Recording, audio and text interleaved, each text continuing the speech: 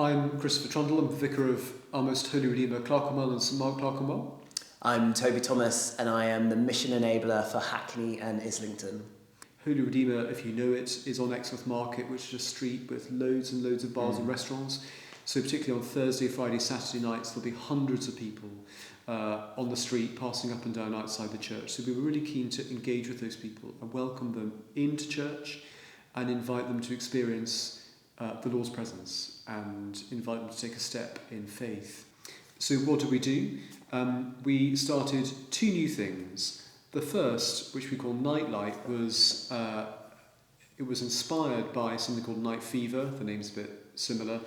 We basically nicked the idea, but I didn't really quite feel we could nick the name too. Night Fever started on the continent. It's a Roman Catholic initiative, and it is a form of street evangelism, which involves inviting people on a busy evening into church, into the Lord's sacramental presence during a time of adoration, and inviting them to light a candle. I introduced you to this at St Patrick's Soho Square. That's right. Yeah. And you went to have a look at it. And can you just say something about what you experienced there, particularly with an angle perhaps to the laity? Yeah. And the ministry of the baptised in that context? Yeah, I mean, it was really remarkable because, again, it was a similar context to this, a busy location. And what we did was meet before a service of before the Mass, pray together, kind of get briefed. We're going to go out 2 by 2 as Jesus sent them into the square and invite people simply to light a candle. And what was just remarkable, it was kind of like, firstly, it wasn't 10 out of 10 people shouting at you. It was more like 5 out of 10 curious, 4 out of 10 saying yes. And the no's were just not as offensive as I thought they'd be. No, thank you, I'm busy. Or I might come back later. And I just thought, this is brilliant. And as someone who, I had an office in this parish in a previous life, but never felt like I could walk through the front door of the church.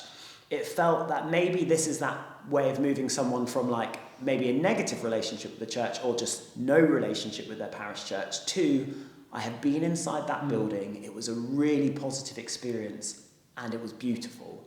And so it just felt like even if that's what we were doing, that would be great. But the reality is it was so much more, because particularly at St Patrick's, what I experienced was the lay community empowered to go have an impact, bring people on a journey of faith. And we've had many in this parish now who worship, who've been baptised, confirmed, because someone in our community stood outside and said, would you like to come in and light a candle?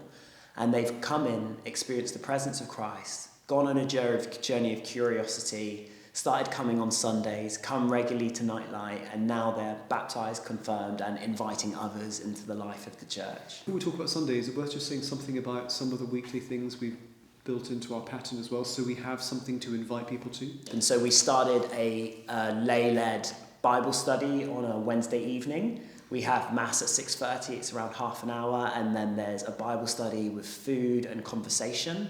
We've committed to doing 2 terms a year an Alpha course. We'd been doing those on a weekday evening. We've now just moved it to a Saturday morning, and it's our largest one. We've got 20 people on it. There's 3 groups. Each of them have lay leaders, particularly leading people on. It's a great tool to help people have conversations about faith. You mentioned the lay people who kind of lead those groups.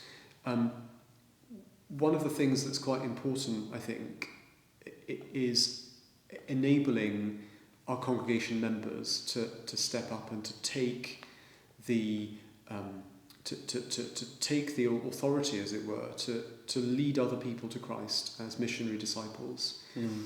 And so we're not afraid of inviting people to Alpha who are already baptised, confirmed Mass attenders. Yeah. Actually, it's really, really good sometimes to help think through some of these big questions that we address in the sessions, and to then sort of help them to see how they might themselves lead in that context. Yeah.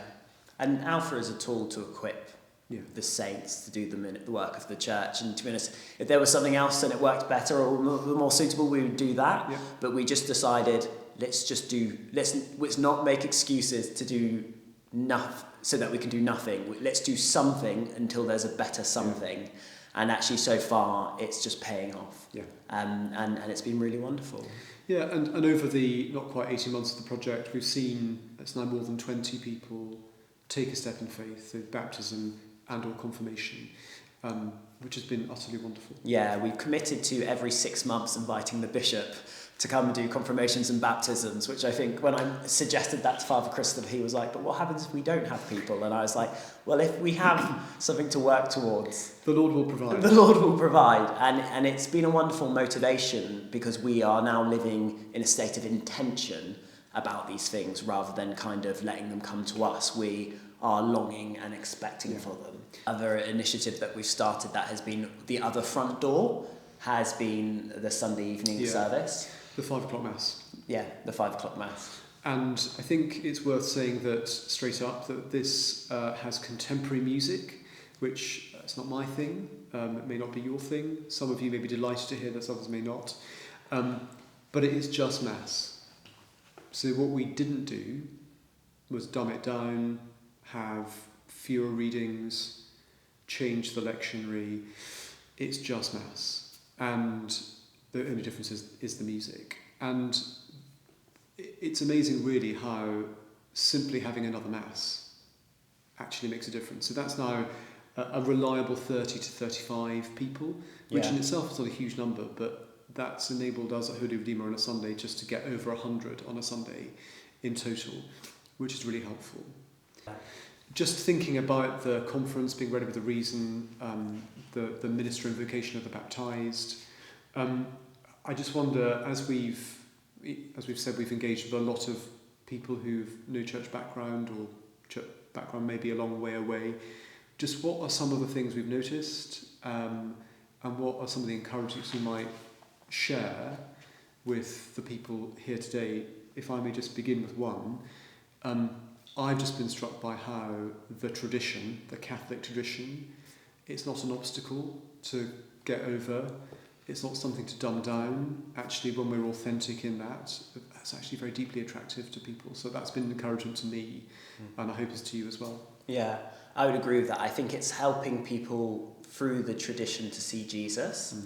And I think in this moment of time where people are so overly entertained on their phones and in all streams of culture, the Catholic tradition lends itself well to one of our values here is reverence, and I think we're experiencing a generation longing for reverence to see their size in the universe. And so I think we've not kind of been fascinated about our own tradition, but we've been compelled by the beauty of the tradition as a way to point people to Jesus. We really hope this has been helpful and an encouragement, and we really look forward to hearing what's going to happen in the years to come as we all step out into our vocations to be missionary disciples in the Church of Christ.